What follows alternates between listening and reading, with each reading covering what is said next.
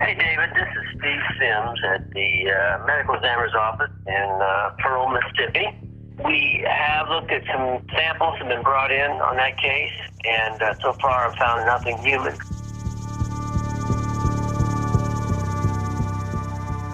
I am a bone person, bone specialist, and I've seen nothing yet that looks like bone. I'm back in Canada and get a message from Dr. Stephen Sims, a forensic anthropologist in Mississippi's Office of the State Medical Examiner. So far in Sims' analysis, the samples he has seen from the fire pits on Dr. Noble's Mississippi property are not consistent with known bone samples on the basis of elemental composition, meaning on the basis of what the sample was chemically made of. Thank you. End of message. But others disagree. Dr. Cassandra Hill, another forensic anthropologist and bone expert, told Lynn Funkhauser that the samples she saw contained what is definitely burnt bone that is consistent with the appearance of human bone. Different experts have come to different conclusions because the forensics on burnt remains are difficult. Pruitt's message was they want to get them to another expert. The reports from these experts make it difficult to understand what samples they actually examined. It's all very frustrating for Debra, who has seen the findings as a major breakthrough ever since they were pulled from the ground. You know, and I guess where I'm aggravated, they're not going to get anybody to say 1,000% it's human bone. I was researching the types of tests that can be done, and I don't care what test they want to pull out of their ass, it's not going to give them 100% accuracy. It's not going to happen, and they're not going to get DNA. Not if the bones were burnt at as a high temperature and for as long as they were. Exactly. They know that that's what the defense is going to pick on. So that's why they But you have an eyewitness. There's an element of risk that the prosecution needs to take in this case. Like, they've got a witness, yes. But do you want it to get into the courtroom and fail, or do you want it to have the best chance of success? But you know what? Even if it's all the above, I don't see Dee winning at it. I have zero confidence in him. Dee Bates, who Debra is referring to here, is the district attorney. It's another hurry up and wait. There's nothing, never enough. And I'm telling you, they could send it to whomever, and it's still not going to be enough. And they can do all the research they want. So anyway, back to the excavation. This is exactly why I had that argument or whatever, because Dee has told me at least 10 times that all we need is to find one piece of bone, and there is no money, no whatever. We'll dig up the whole hillside. Right. Now they're not going to. They have to excavate. How can you stop? I don't get it. I'm just like beyond myself. Debra's edging back into the well-worn ditch of desperation she's accustomed to traveling. She spent a considerable amount of her savings on the dig. Well, I'll keep fighting this way. I have no choice. You would do the exact same thing that I'm going to do.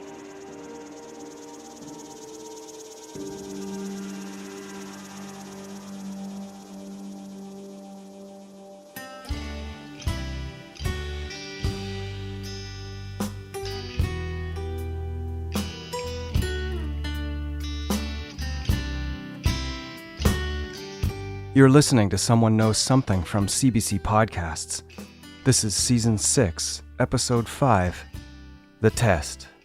This is the last regular episode in the season. I'm going to go see an attorney. I hired this gentleman to start a civil case against Shane for wrongful death, basically more to hold up his assets and let him know that we know what he did and stir things up. In 1/2 mile, keep right to 3rd Street. Debra's decided to go after Shane with a civil suit for the wrongful death of Donnie.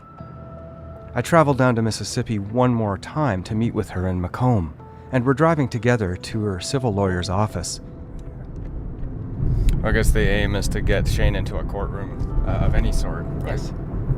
Hit him where it hurts, his wallet. 1/4 mile. And you would bring Kyle in as the prime witness? Yeah. Normally, civil suits come after criminal proceedings, but in this case, some feel it could be a good idea. True at Simmons. Generally speaking, we always take the position we'd rather not see a civil trial until the criminal part has been completed. And in fact, the civil trial can make use of some of the criminal trial's information, right?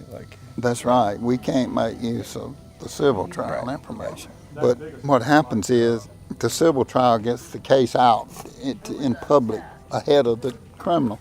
I just want to tie up his money so we can hire big lawyers. Well, I mean, when it came up and Debra said she was going to do that, ordinarily we don't like to see that happen, but this is different. I talked to Dee and, we weren't going to discourage it. We weren't going to encourage it, but we weren't going to discourage it or say, no, you shouldn't do it. Frankly, I was hoping it may help shake something out of the trees, so to speak, out of the bushes. And it may, we don't know.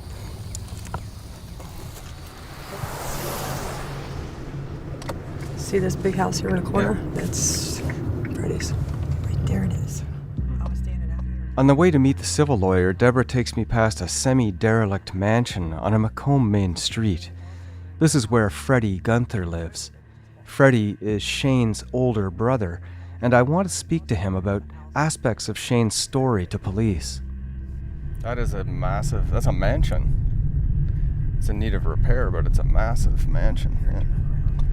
It's got like a cupola on the top, or like a tower. Apparently, Shane owns the house, and Freddie is helping to restore it.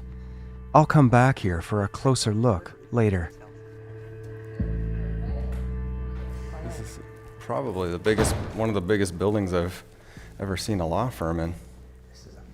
It's like an old barn storage mall sort of thing. I meet with Debra and one of her lawyers, Ronnie Whittington, an older Southern man with white hair and glasses, in his very spacious Macomb office building. Hi, how are you? How are you doing? Nice to meet you. Hi, I'm David Ridgen. Nice to meet you. David? David, yeah. I'm from Canada. I work for CBC Canadian Broadcasting. Okay. So Debra has asked me to come and work with her and see what we can do with this case. I hope don't mind me being here. Now, are you recording us? I am, yeah. I don't want to do that. Okay. That would waive the attorney-client privilege. Can I ask for some kind of a statement after? Sure, we can talk, but no. Whittington won't allow me to stay despite Debra's permission and my assurance that I only really want to record the beginning of their meeting. I'm not doing it. I know. It's not in your best interest. He's correct in that once I attend and record any conversation they might have, it no longer becomes privileged and is subject to disclosure to a defense lawyer. No hard feelings at all. I just know. I respect his wishes and leave the office to await Debra in her car. Whittington retained a New Orleans-based lawyer named Bill Goodwin to help him with the civil suit. I spoke to Goodwin at Noble's farm as he was catching up on the case history with Debra. And you never know what a juror will latch onto. You just never know. There's a lot of circumstantial stuff that when you fuse it with facts, I mean, that's your task, right? You have to. Yeah, but one thing, this is not a circumstantial case. There's direct evidence. You've got Kyle, who, it's direct evidence. I basically told Debra, I'm glad she was here, but whether they found bone or didn't find bone, in my mind, wouldn't have affected my prosecutorial decision, Now, let me ask you this then, since I have you.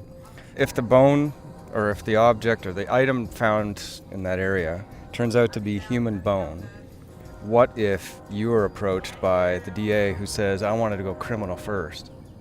Oh, I think we would honor that. But that would be, truthfully, Mr. Whittington's call. But my suspicion is that we would honor that. In reference to this case, the fact that with the political environment here in Mississippi right now, the fact that this case involves homosexuality, I'm being very adamant with the district attorney That does not need to be playing into his decision about prosecution or not. I just want to make sure that that's not an issue. And I don't believe that it is, but you never know. We've got an eyewitness whose truth and veracity has been confirmed. And let me say this, it was confirmed before the specimens were found. He said there was a burn pile on top of this hill, and he could not have possibly have known that if he hadn't been here. And he has said that he participated in the crime of disposing of the body. No rational person says that unless it's true. So I'm going to be looking for any motive, improper motive, about why this case isn't being pursued. And if it turns out that that's one of them, I'll be screaming it from the housetop. We'll come back to the civil suit as it progresses. This is the case file. It's a little bit out of order. Big time. Why is it out of order? Well, I left the lawyer's office one day and dropped it, and everything went everywhere on the street. And all right, we'll have to reorganize that. So I haven't put everything back yet, because I pretty much have everything on my phone as well. Okay. Files. In the meantime, awaiting finality in the sample analysis, the civil case, more plans for more digs by Debra, and dogs sniffing soil, I want to explore more of the information available about the final days of Donnie's spring 1995 trip. Some in there too, but just of it. The investigative file Debra obtained from Maryland police provides a few possibilities, names of people that come up around the period of Donnie's trip with Shane. So we've got a lot to do here in coming up with some hard evidence that supports Kyle's story. Now, there were witnesses, quite a number of people, let's say, who were interviewed back in the day, way back, by either Maryland police and or FBI.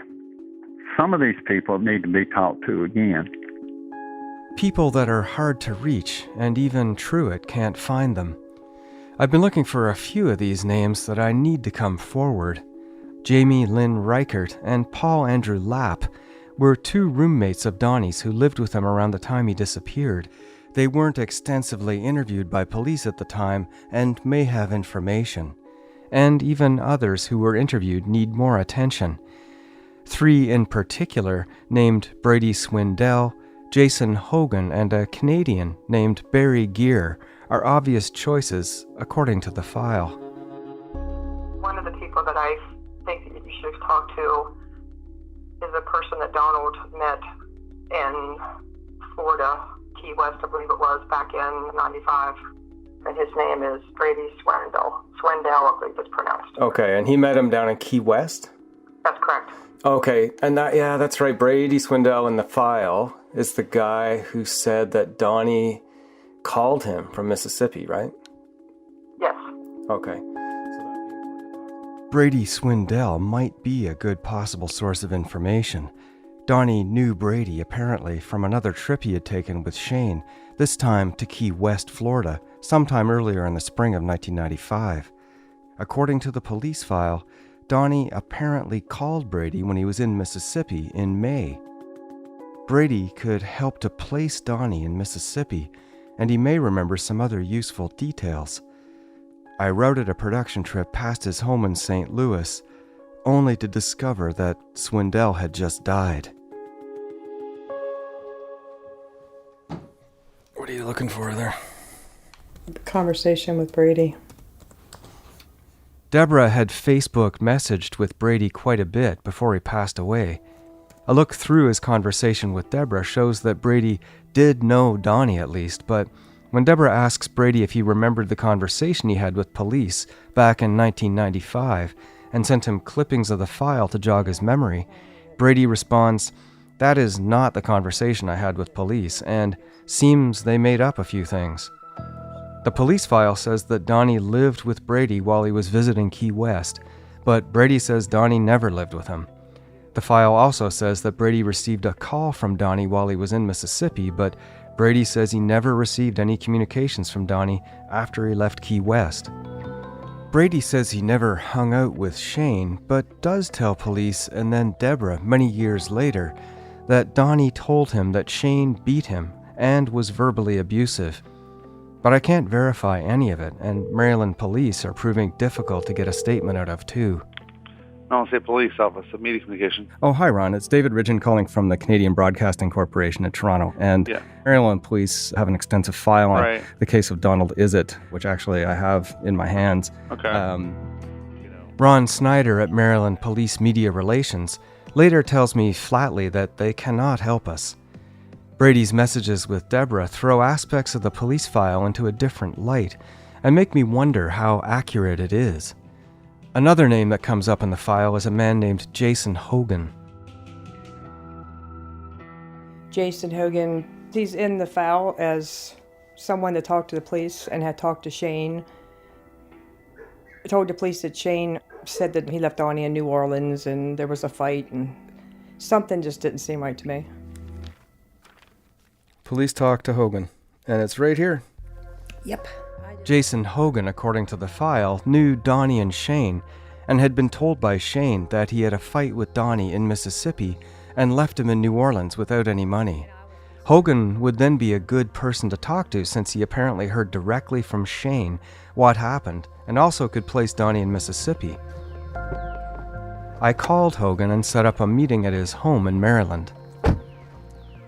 Hello, Jason. Nice to see you. Thanks for receiving me.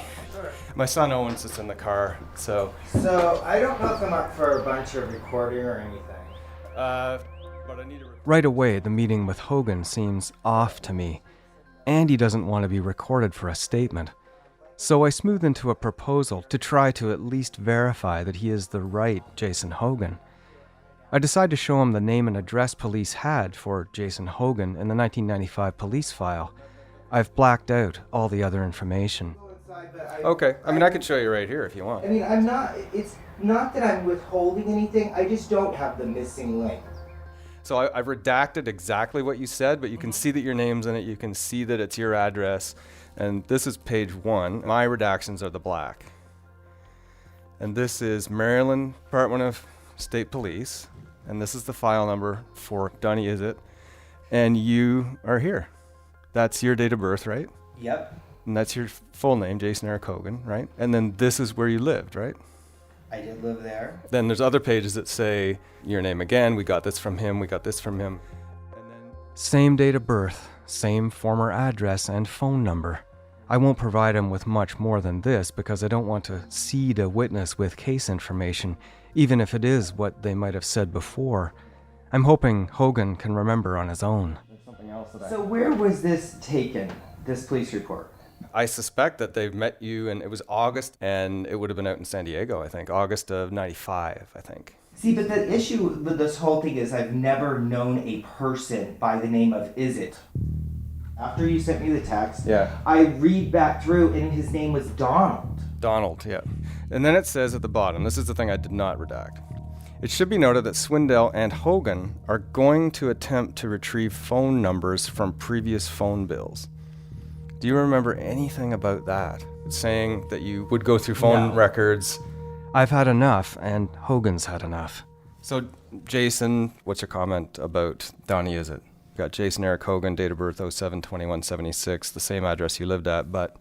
I have absolutely no recollection of speaking with a police officer in San Diego and do not know anybody by this name. Donnie Izzett. I have never met a Donnie Izzett if he said his name was Donnie, and have researched online, and there is no name that is in common with you that you know of. Yep. Okay, so that's all I really want to say on a microphone about this. That's fine. And off mic, he doesn't add anything. Police say they interviewed this particular Jason about Donnie Izzett, but this Jason Hogan has no recollection of it.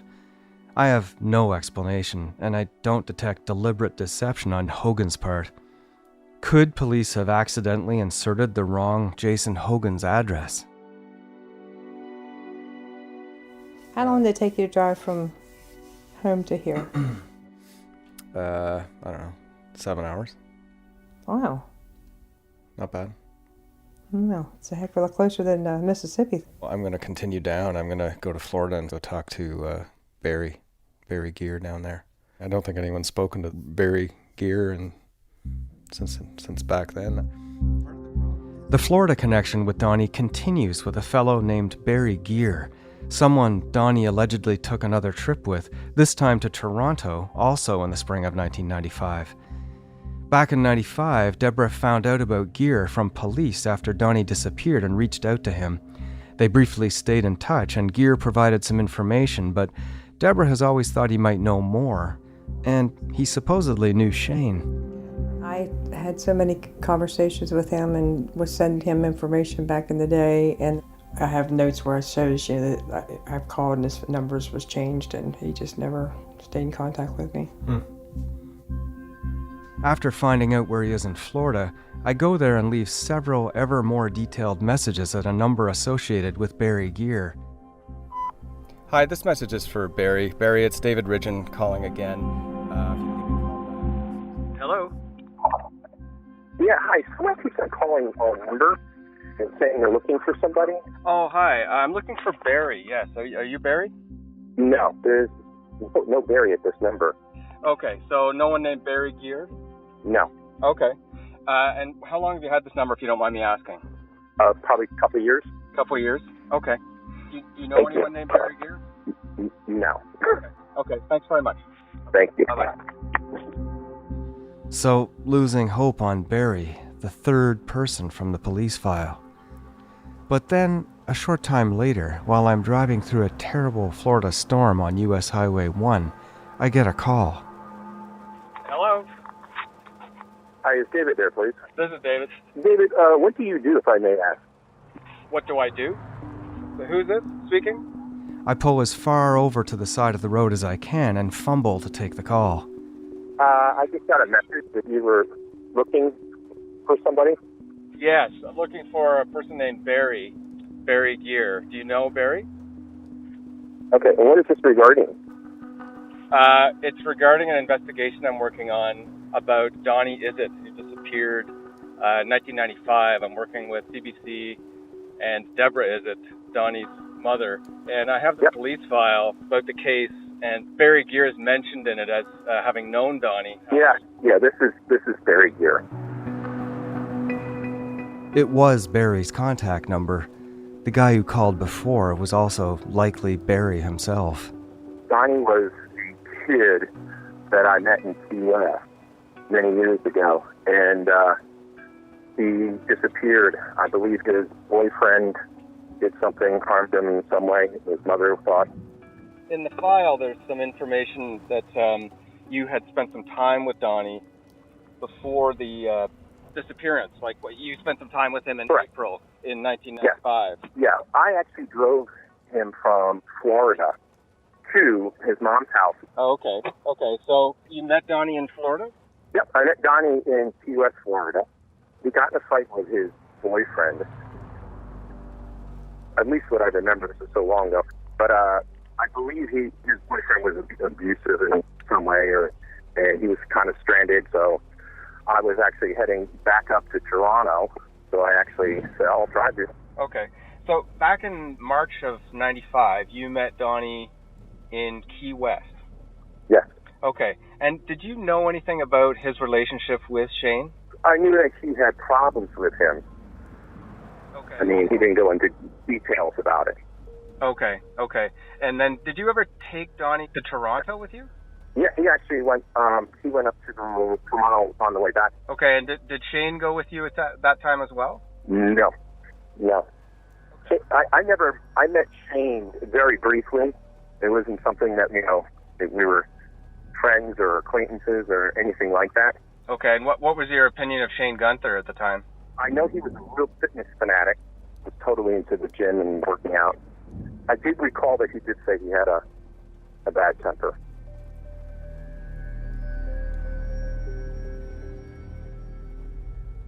Okay, and so did Donnie ever call you and tell you where he was at any time in sort of 1995 in that spring? The only time I remember hearing from him was once, and he was in Santa Barbara, or in California somewhere. Okay, and he didn't call you, and he was in another state somewhere and said, "Hi, I'm in this state and I'm with Shane." No. Okay. Did you know that Donnie had disappeared, and how did you find out about that? I found out from his mother. His mother actually contacted me. She was convinced that something happened terrible. And so, in the time that you knew Donnie, how long did you know him for? 3 weeks. It was just an important period of time because it preceded his disappearance. What was going on in Donnie's life when you knew him? I mean, honestly, the only thing I knew that he was having issues with his, with his partner. I mean, I knew that. He made that clear. I think he really relied on him for everything. I think he really relied on him for money. He was young. He didn't have his shit together, I guess. A nice guy, but he just, he just was in his own, what I can remember, it's so long ago. Barry drove Donnie on a trip to Toronto that seemed to last only 2 or 3 days. Then he says he dropped Donnie off at Debra's place. Yeah, but I dropped him off, and I literally spoke to him once after that in Santa Barbara. Are you still with your mom? He said, no, I'm in California. And I was like, well, that was a big change.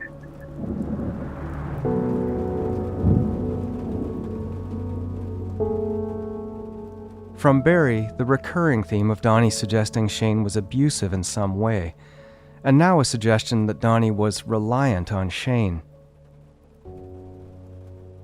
So I talked to Barry last night, and it was a really bad line. I didn't hear much in what he said that was different from what I read in the file. He cannot confirm that Donnie was ever in Mississippi, according to him, in his memory now. Do you remember meeting Barry at that time? No, I never met him, never. With Barry's information, I look back at Shane's statement to police. There, Shane mentions that he and Donnie went through something like a separation when they were in Florida in April. So, something happened between them in April. Donnie goes on the trip with Barry. Then Donnie reunites with Shane, and they end up back in California to start their trip for the Mississippi puppies in May 1995. When the officer asks Shane if he and Donald ever had a physical altercation, Shane says no, only a play fight in D.C., and that he never beat Donnie up.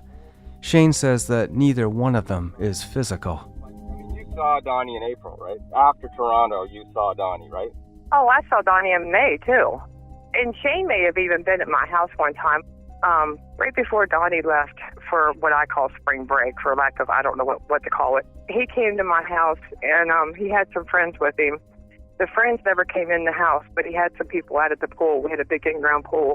I can't remember any faces, but I know there was a couple guys out there, and it could have very well been Shane. Who knows? And I remember giving Donnie some money. I want to say it was like two $20 bills, and we hugged and all that stuff. And then that was the last time I saw him. But that was in May. Something else I notice in the file. Shane says he dropped Donnie off in New Orleans on May 26th. And he also says that Kyle came to Mississippi 5 days later, so May 31st. However, one of Shane's gas receipts that police found was dated June 1st and places Shane in El Paso, Texas, which is 17 hours away, which means he had to leave New Orleans or Macomb on May 31st. And so by this timing, would likely have not even seen Kyle.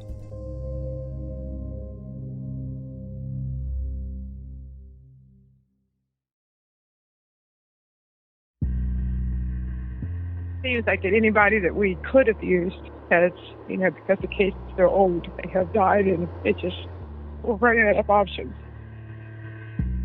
If Shane did ever say something to someone else about his time with Donnie Izzett Jr., that is of utmost importance. If anybody listening remembers any conversations they might have had with George Shane Gunther, that could clear up any aspect of this case, please get in touch. I've talked to people close to Kyle to see what they remember him telling them, but they say Kyle only told them anything once Debra found him. But there is one person he remembers telling who's different. Someone he says he told 20 years ago. So all this time, were you still thinking that helping to burn Donnie's body with Shane was a dream? That was at the time when I was coming through recovery, thinking about like, okay, what am I hiding from, you know? And that's where I told Craig, you know, my ex, that this had happened. And he said, well, maybe it didn't happen. Maybe you're just... I'm sitting with Kyle at the Los Angeles financial office he works at. Beside him on the computer screen, what looks like a mortgage spreadsheet he's been working on. When did you tell Craig? It was maybe 2000. And did he do anything or say anything to you to try to get you to... No, he was worried about me. Like, he just said, hey, don't say anything, because he didn't want me to get in trouble or anything. He said, just don't say anything. If no one's contacted you now, then, you know. Hello? Hi there, I'm looking for Craig Anderson. Yes? My name's David Ridgen. I work for the Canadian Broadcasting Corporation. If Craig remembers Kyle telling him the story of what happened in Mississippi from around the year 2000, and the story is the same, it goes towards strengthening Kyle's credibility. I work on this podcast where I'm looking at the disappearance of Donnie Izzet, and I'm working with Debra, Donnie's mother, and I'm interested to interview you about your experience in dealing with your former partner, Kyle, and what you remember from what Kyle might have told you around the period that Donnie disappeared. I never met Donnie. He was always Shane's boyfriend. I didn't know his name, actually. Shane was a really crazy fuck. I didn't socialize with him, but he was strange. He really was. And Kyle moved in across the street from me in '95 and started dating. I don't remember him telling me a story or anything like that, but it's something like Shane had shot someone. But also, remember, I'm thinking he's just paranoid and he's telling stories because he's high again. Craig remembers Kyle telling him that Shane shot someone, but Craig says Kyle was using ketamine at the time and often in a drug-induced daze, so it was easy for him to ignore the details he was hearing about what happened in Mississippi. In later conversations Craig had with Truett Simmons, he confirms again that Kyle told him details about his trip to Mississippi, identical details we heard him tell us 20 years later. Have you spoken to Freddie about what he knows? Debra and I are back in Mississippi, and I'm asking her again about Shane Gunther's brother, Freddie. I was here last year, and I went to Freddie's house, taking pictures, and this guy comes out on the porch, and I just started playing it off. Oh my gosh, I love this old house. I'm into history. And so he's talking to me that his brother bought the house, and he said, would you like to see it? And I said, yes. So we went in, and when that door shut, I was like, what the heck did I just do? But we went through every room in the house. He's telling me all about his brother. I'm thinking, yeah, I know about him. Yeah, so he didn't know it was me until later.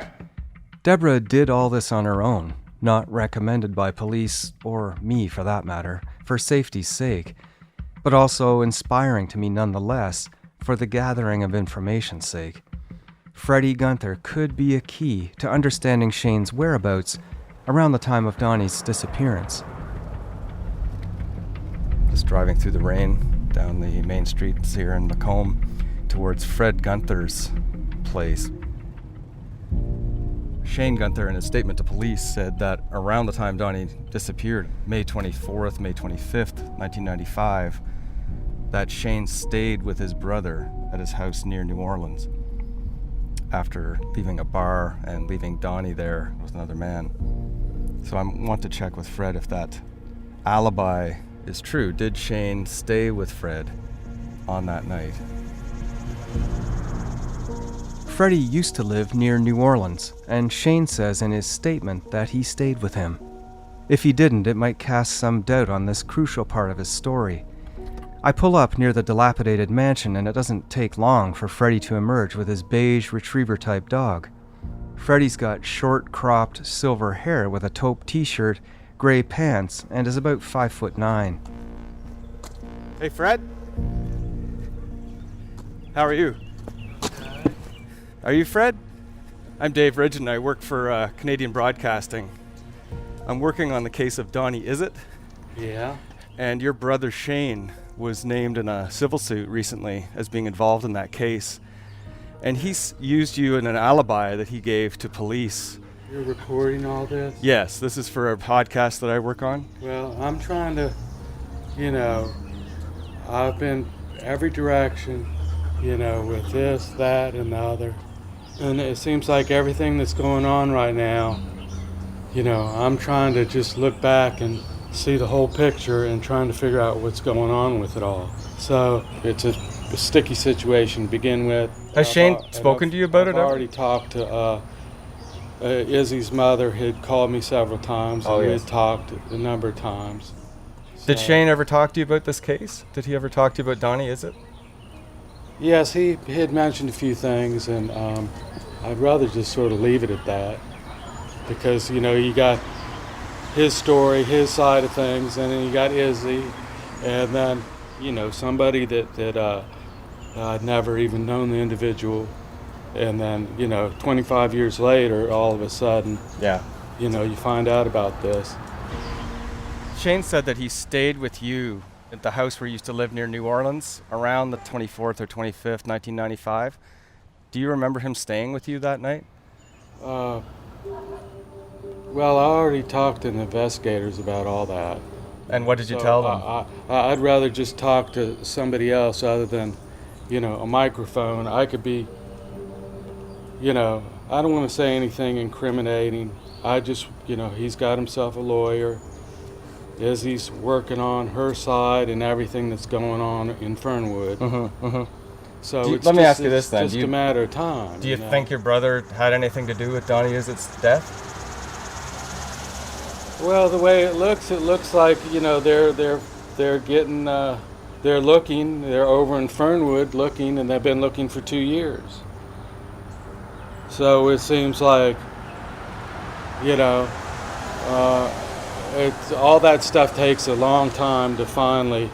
It takes time, It's just it's taking time for the whole investigation. Everybody brings everything to the table.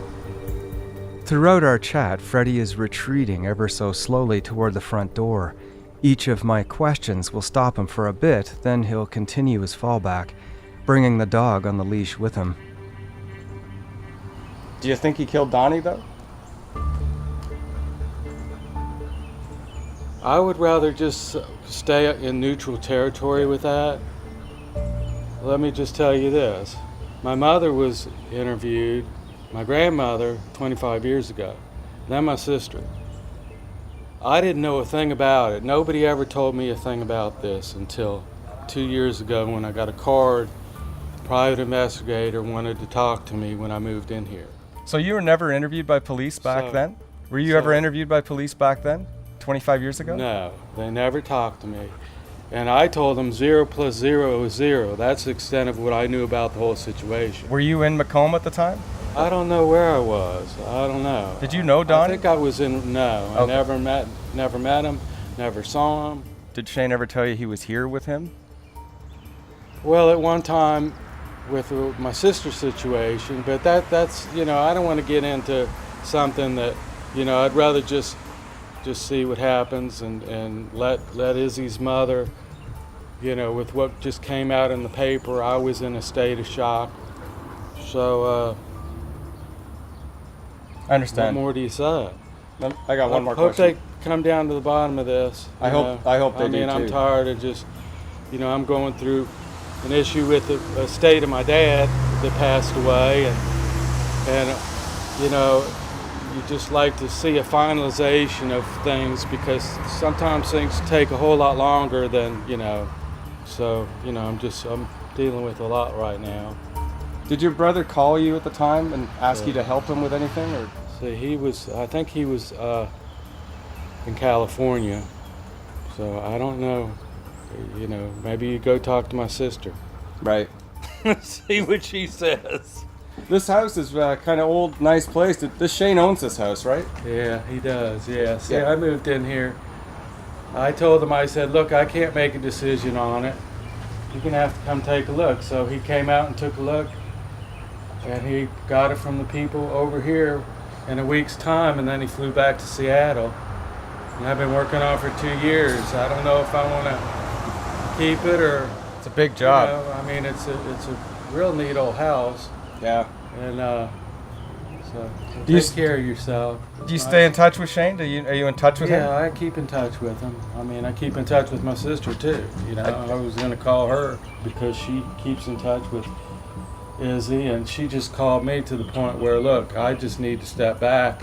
I'm just getting all this information, and you know, you don't know what's true, what's not true, and everything in between. Yeah.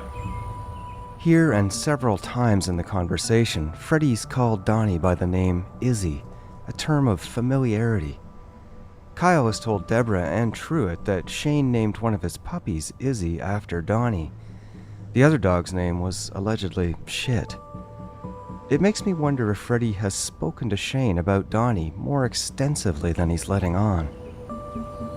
So I'd rather just step back and look and see for myself and say, okay, and let the investigation continue and Freddie's hand is on the front doorknob now. I don't think I can keep him talking much longer. Have you been in touch with your brothers since they discovered this object or these things they think might be human remains out on the farm? He's got himself a lawyer. I don't know, but I just know that he keeps up with prevalent things going on in Macomb. Okay. Thanks. Here. Thank you very much. Okay. I asked Truett what Freddie said to him. Did Shane stay with Freddie on the night he said he did? But Truett is keeping that card close and won't tell me. Well, at this point, I don't want to talk about that. You know, Freddie and I did talk about that. Okay. But some of the information he gave me about that, I'm trying to keep close to me right now without putting it out there, David. I hate to be that way, but that's just... That's fine. Perhaps Freddie does hold some answers for this case, and like his brother Shane, it would be great if he could help clear up some of the lingering questions. I get a text from Debra saying that she may not be able to speak to me as openly as she has before, as part of a potential settlement in the civil suit against Shane. Are you able to tell me anything about what you're considering with the civil suit? Like, basically, do you want to settle? Is that what you're considering, or? Just on the civil end, of course. Like, if I do a settlement, then there would be a gag order. It cannot be discussed. Was there any suggestion of what they would ask for in return of giving you a settlement? Just that the lawsuit is closed, can't be reopened, and there's a gag order. Yeah. But, I mean, I've went over it and sent it, and I've sent it in text messages, everything that, and emails, that I will not, no way, shape, or form, give up anything criminally. I don't care how much money is involved.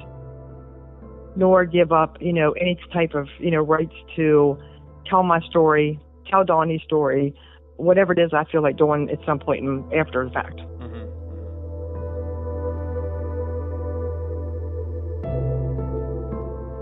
After a process of about 10 months, Deborah's wrongful death suit against Shane Gunther regarding Donnie's disappearance ended with a settlement. Now, a settlement is not an admission of anything. People settle out of court for many reasons. But without having to give a statement, Shane settled with Debra, paying her an undisclosed monetary sum. Her lawyers, Macomb-based Ronnie Whittington and New Orleans-based Bill Goodwin, took 40% of this sum plus expenses. Whether District Attorney Dee Bates will follow this with a grand jury proceeding with an eye on a criminal trial continues to be a question.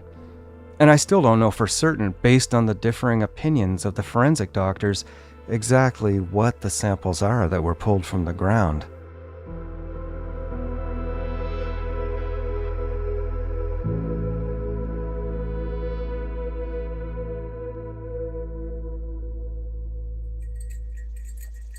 But there may be another way to check.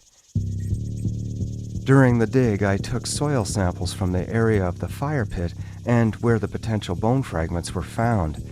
I then sent these samples to 2 different cadaver dog handlers.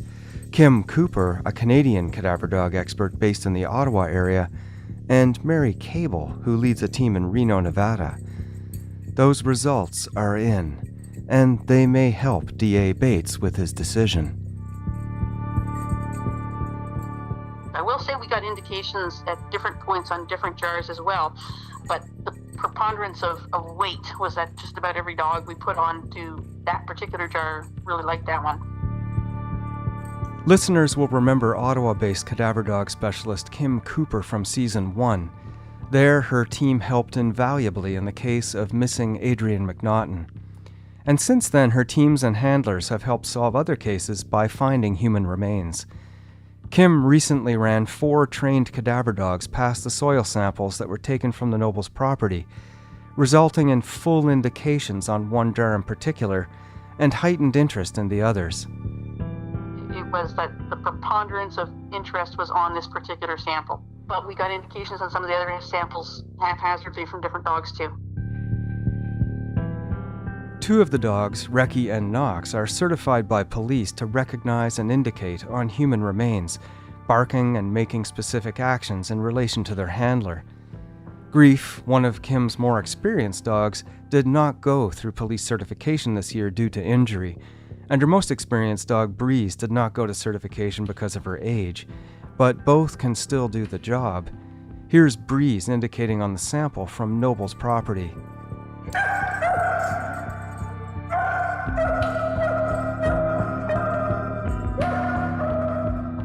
And she came in, hit the first jar, and instantly vocalized whining and crying.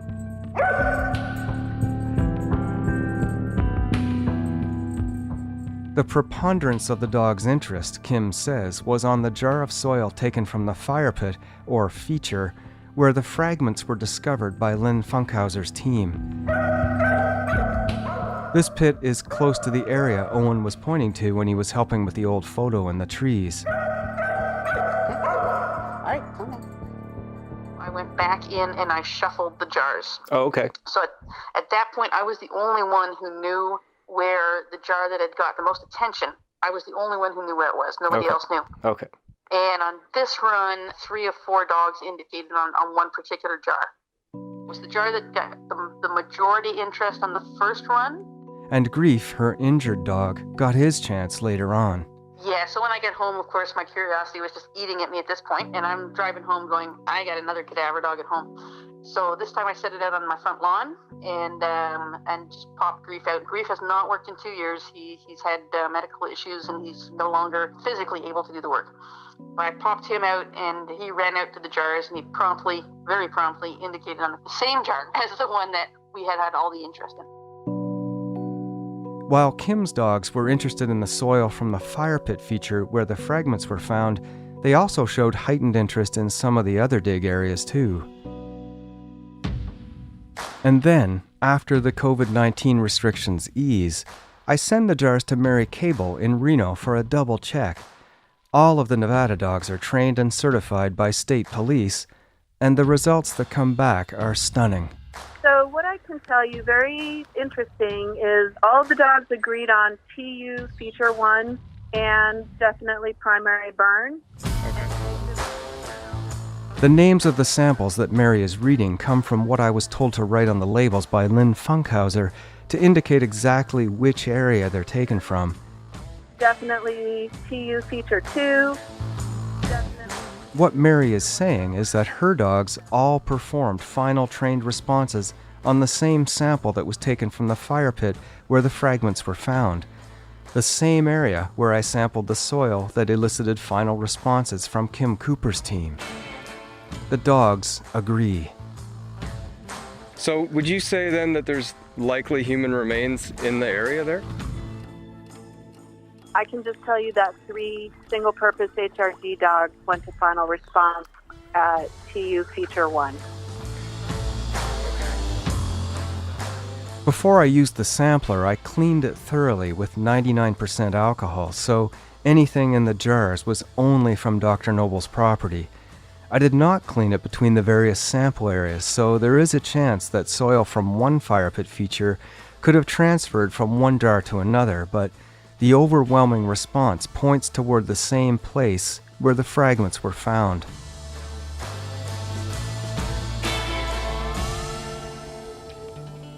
Debra, the second set of dogs reacted to the soil samples. No freaking way. The Nevada dogs, the Canadian dogs reacted to the soil samples. Full responses. Oh my gosh. These are dogs trained in human remains detection. Ooh. You there? Yeah. I'm trying to catch my breath. We call Truett and tell him the news, and he's very interested in getting back to the Nobles for more digging. We'll keep you updated, but for now, I trust the dogs. In my opinion, Debra's and Truett's, it's worth another look for more samples on the Nobles' property. It appears that there are human remains there. I am so freaking ecstatically happy. I can't stand it. I will pay whatever to get those dogs there when and if they can. And I truly 100% believe that Donnie was burnt there and he is there. And so for me to believe these dogs, absolutely. Donnie's disappearance destroyed Debra's life, and his case thus far has no semblance of a satisfying ending, despite the progress she has made. Kyle's revelations confirmed her worst beliefs and provide a foothold for prosecutors, but the current district attorney has yet to call a grand jury, and the prime suspect, since the fall of 1995, hasn't had to speak on the record about his version of what might have happened. With all we have heard and found, I think Donnie was at the Nobles' farm in his final moments, but what definitively happened to him there remains a question. What was Shane's role, if any? Debra doesn't trust anyone. Police in the beginning of the process in Maryland let her down, but Debra continues, and she tells me every week how she is still focused on Donnie and pushing wherever and whoever she can to find answers. This quest defines her life. I'll update you on anything significant that happens in Donnie's case. There's a lot of directions it can go, and with Debra involved, it might go quickly. I'm so curious what life is going to be like when we get closure. I can't. I keep saying God didn't bring me this far, and there can't be this many people on our team and it not happen. I can't accept that. Closure is acceptance, though. What I mean by it's never going to be closure in that sense. I mean what I mean that is a piece of Donnie to take home. Yeah. I wish I could remember how Dr. Nobles' wife said it to me about this property and that the unfortunate thing that happened to my son here on this property. But what a peaceful and beautiful place to be. It is. So that it gave me some comfort, and I feel when I'm here, I feel at peace. I want to be alone. I mean, it's emotional, but yet it's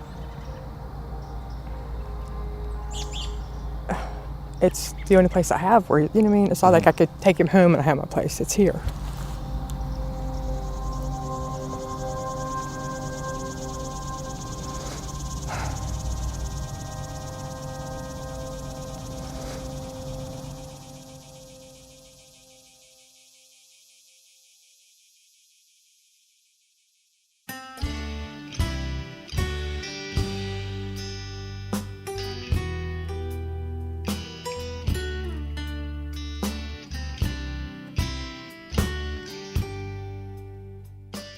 You've been listening to episode 5, The Test. This is the last regular episode for season 6, Donald Is It. Visit cbc.ca/SKS to learn more about the Donnie Is It case or to listen to past seasons of the show. To see images from the investigation, find us on Facebook at Someone Knows Something or on Instagram at CBC Podcasts. If you wish to submit an anonymous tip about the Is It case, email sks@cbc.ca. And if you're looking for another show to listen to, subscribe to Uncover, another award-winning investigative series from CBC Podcasts. Each season explores a different true crime and justice story. Someone Knows Something is hosted, written, and produced by me, David Ridgen. The series is produced by Eunice Kim, Chris Oak, and Cecil Fernandez, with help from Mikal Arana and Emily Cannell. Transcriptions by Luke Williams-Perron, Christian Jebsen, Kelsey Cueva, Sarah Melton, Rasha Shahata, and Varad Mehta. Evan Agard is our video producer. Ben Shannon designed our artwork. Special thanks to Fabiola Carletti, Judy Zigu, Amanda Cox, and Phil Lung. Tanya Springer is our senior producer, and the executive producer of CBC Podcasts is Arif Noorani. Our senior director is Leslie Merklinger, and special thanks to the researchers at the CBC Reference Library. Our theme song is I Once Was a Bird by Justin Bird. Down the dirt road into the cornfield I sat alone. The sky was not blue and the earth did not move. I could not fly anymore. I once was a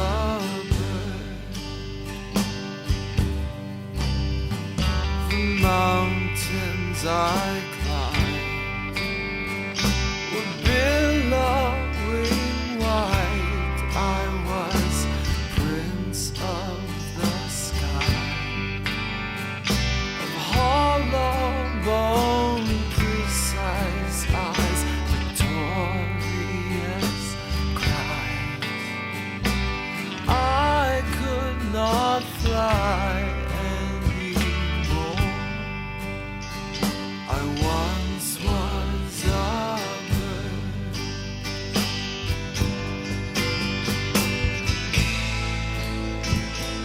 Nightmare grabbed me and held me down. I swear, stripped me bare of my native feathers. I once flew with angels. Now I walk with men down the dirt road into the cornfield. I laid myself down. A butterfly mocks me with her beautiful flight. Clover has covered my head. I once was a bird. I once was a bird. I once was